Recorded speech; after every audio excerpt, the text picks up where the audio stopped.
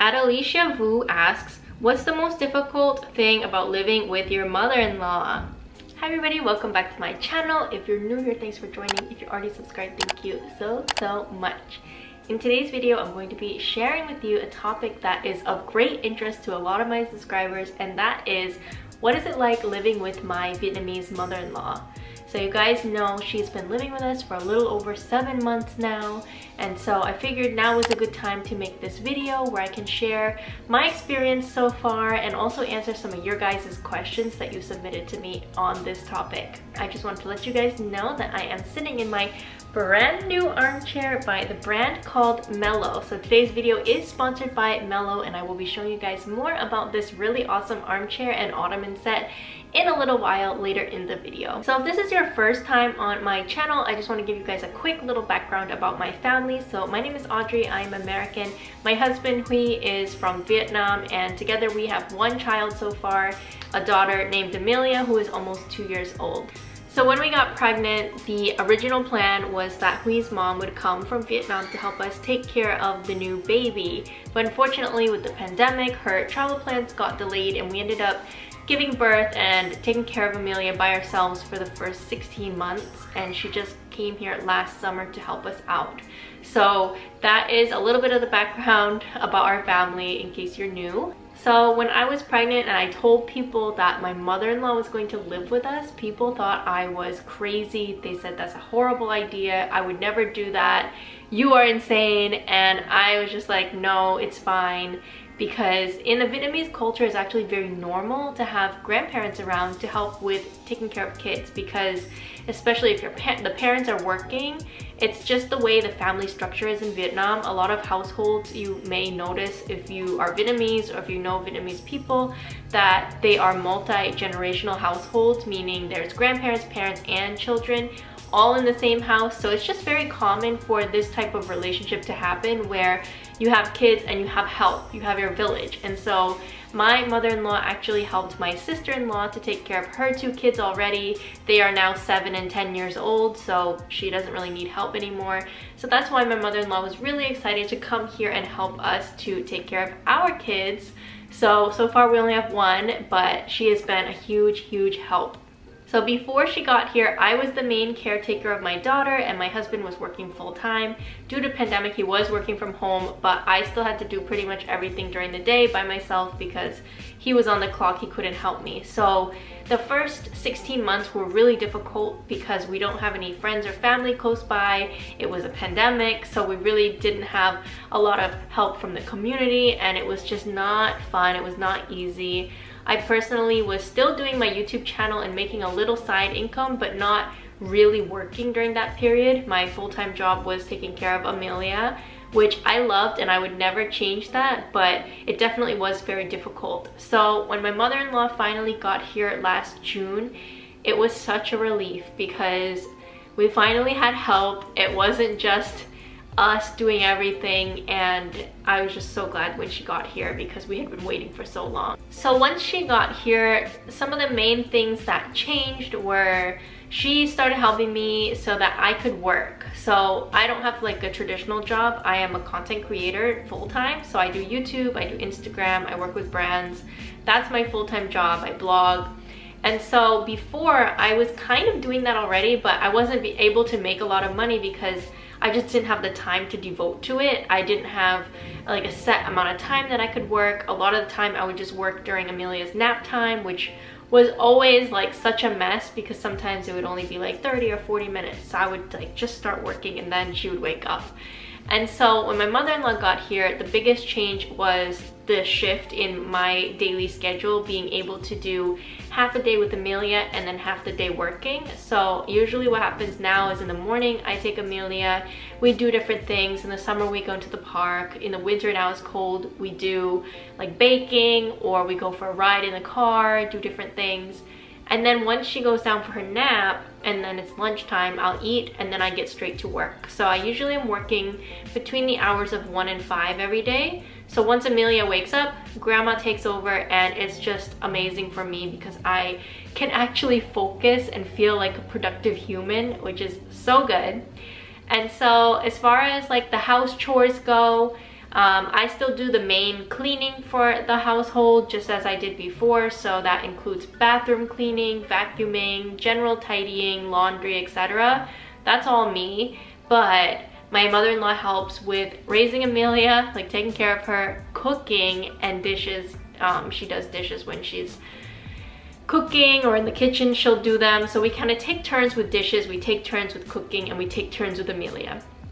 And so it's pretty awesome because it's just good that it's not just me. And of course, like before, my husband helped out around the house as well, but now it's just a lot easier with a third adult in the house. So those are some of the main changes to our lifestyle since she's been here. But of course, it wasn't always rainbows and butterflies. So when she first got here, there was a huge transition because we have never lived with another person before. We've always just been us two and then Amelia. So we've never had another person's opinions or another person's lifestyle to worry about, and so it was a big adjustment to have another person in the house. And in the beginning, I felt like, oh my god, our house feels so small now because there's somebody else here, and now I feel like, I don't know, it just felt strange for me for a while.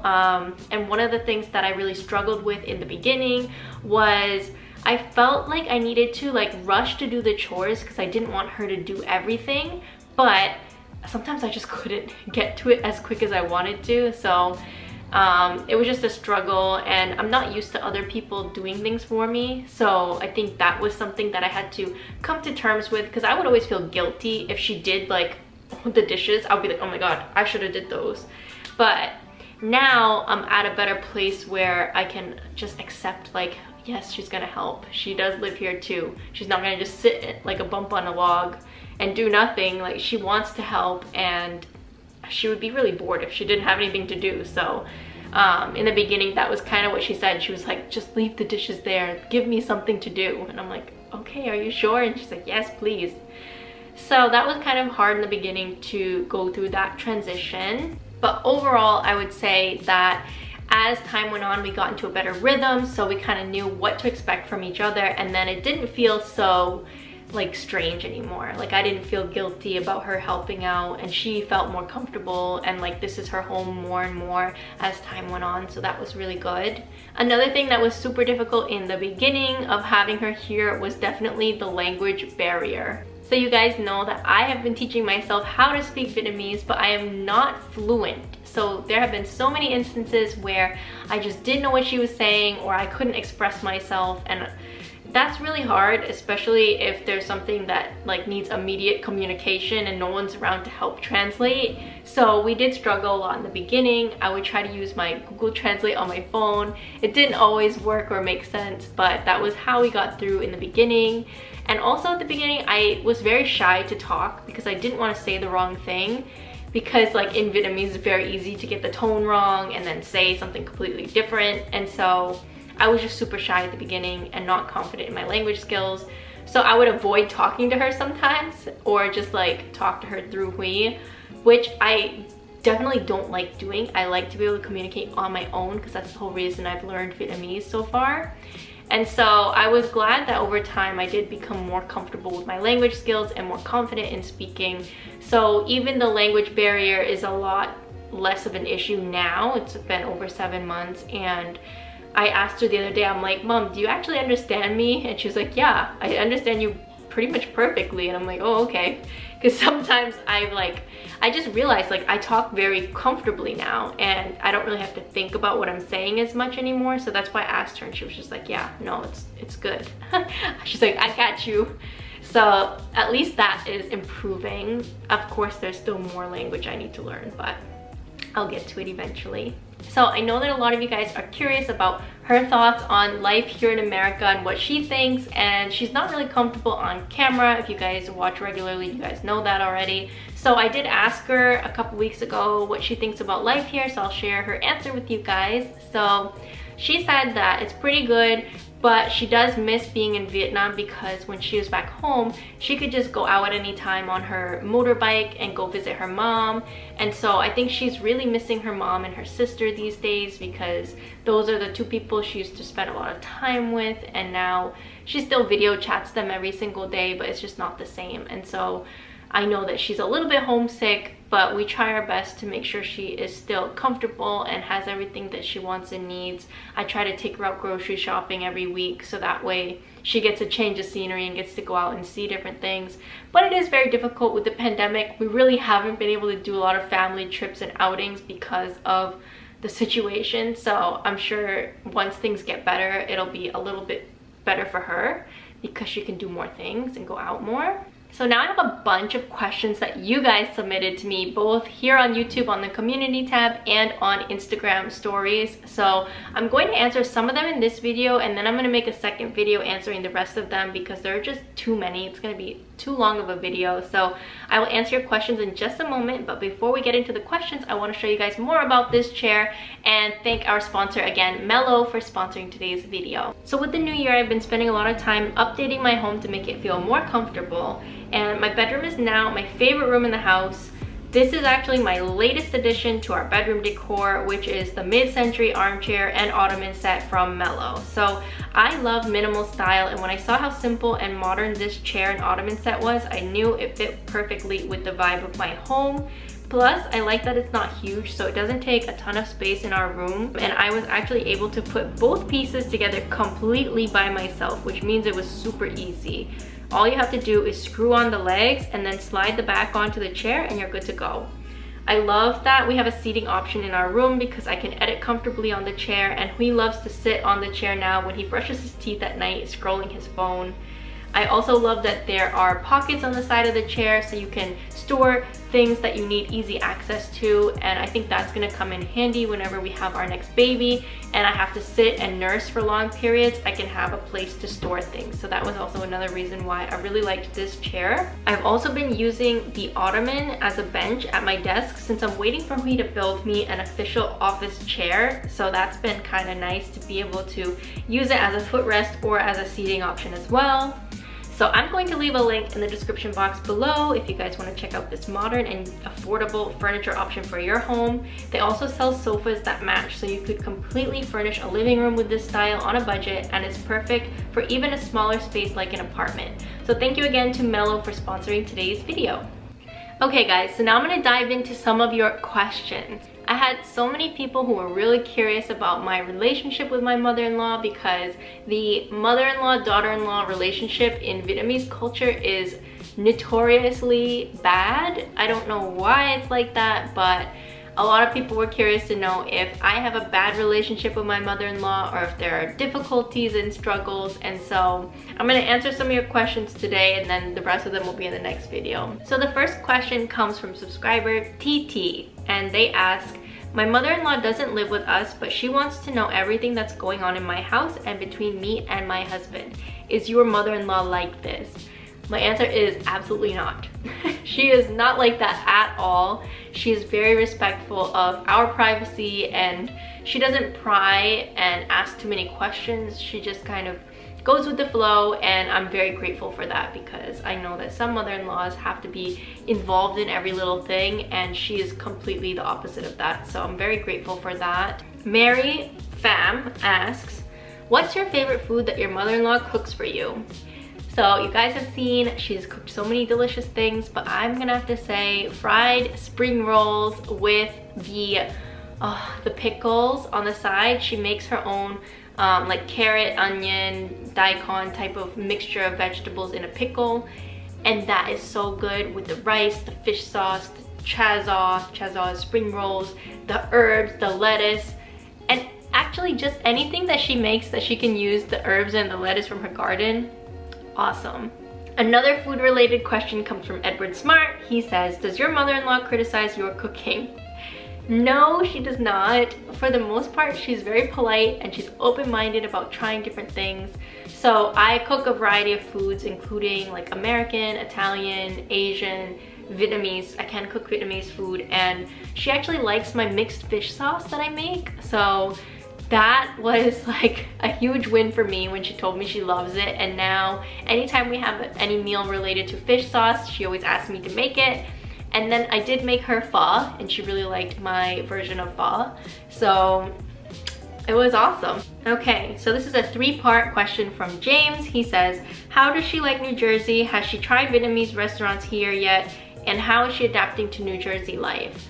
I think overall she does like the life in New Jersey, but I think the weather is a bit of a problem for her because in the summer she can enjoy her gardening, but in the winter she cannot. So I think it's a little more boring for her in the winter when it's cold like this. So she's just mostly doing knitting as her winter hobby because she can't really do her gardening like she did in the summer. And she has tried the Vietnamese food here and she said it was okay, but honestly she is very Vietnamese in the sense that she says, why are we buying this when I can just make it at home? So, you know, like it's cheaper to cook at home, and she is Vietnamese, so she's like, why am I buying Vietnamese food? I could just make it at home. But, you know, there's some dishes that obviously are a lot more work and it's just easier to buy it in a restaurant. So sometimes we just order it and she just eats it. Okay, I'm gonna answer 2 more. So Adelicia Vu asks, what's the most difficult thing about living with your mother-in-law? And I got this question like a bunch of times, so she's not the only one who asked. I would have to say it's probably accepting the fact that we have different ways of raising kids.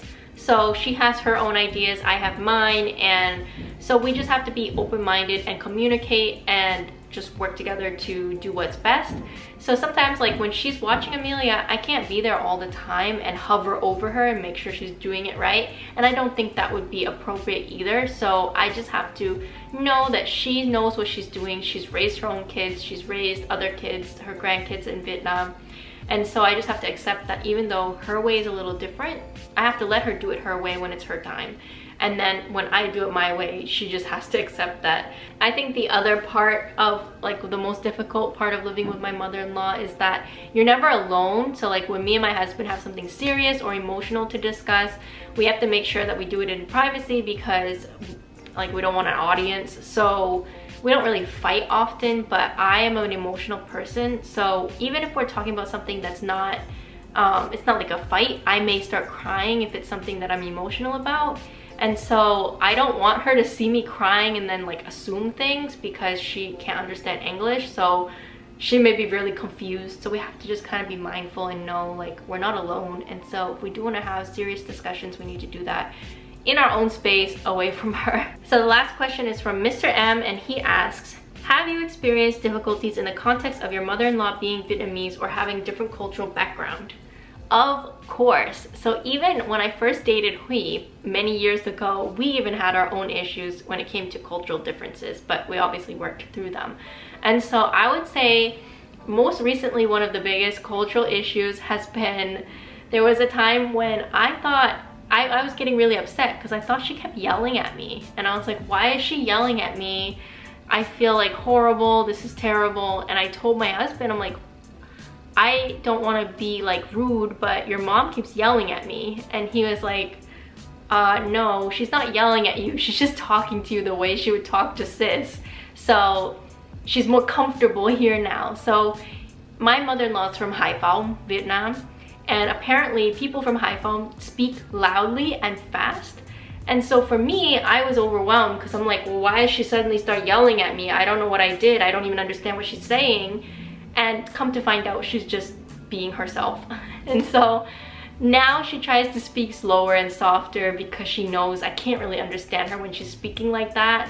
And she's kind of like funny in a way too, like making jokes, but it's just hard for me to understand as a foreigner. So that was one of the biggest difficulties, I would say, culturally between us, is I was like, oh my god, why is this lady screaming at me? So this video is getting super long, so this is all I'm gonna include in this video. If you guys want to check out some of the other questions I'm gonna answer, then definitely tune into the next part 2. In part 2, I'm gonna be talking more about how we work together in raising Amelia, what we do to deal with disagreements, and I'm gonna answer the question about how does my mother-in-law feel when living with a dog in the house, because that is something that is very strange to Vietnamese people. So please give this video a thumbs up if you liked it and you're excited for part 2. Don't forget to check out Mellow down in the description box if you want to check out a new type of minimal furniture for your home, and I will see you guys in the next video.